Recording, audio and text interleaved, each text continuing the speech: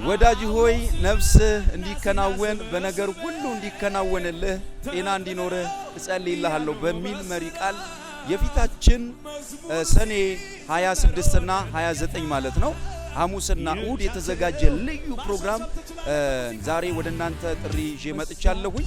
ቅዱሳን በተለይ ኢትዮጵያውያንና ኤርትራን በዚህ ቀን እግዚአብሔር ድንቅን ሊያደርግ ጌታን ልናመልክ ደግሞ በመከናው ፕሮስፐር በማድረግ በመቃናት መንፈስ በስኬት መንፈስ ፕሮግራም ተዘጋጅቶላችኋል። የዚህ ፕሮግራም ተካፋይ እንድትሆኑ ልጋብዛችሁ እወዳለሁ። በተለይ በቤተክርስቲያናችን እግዚአብሔር ብዙዎችን እየባረከ ደግሞ በአምልኮ እየተባረኩ እግዚአብሔር ከፍ እያለ እየተመለከ ይገኛል።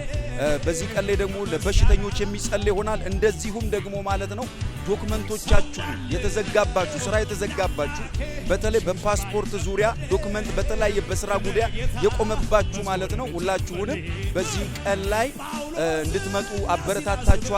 ዶክመንቶቻችሁን ወረቀቶች የትኛው ወረቀት ሊሆን ይችላል ይዛችሁ እንድትመጡ አበረታታችኋለሁ።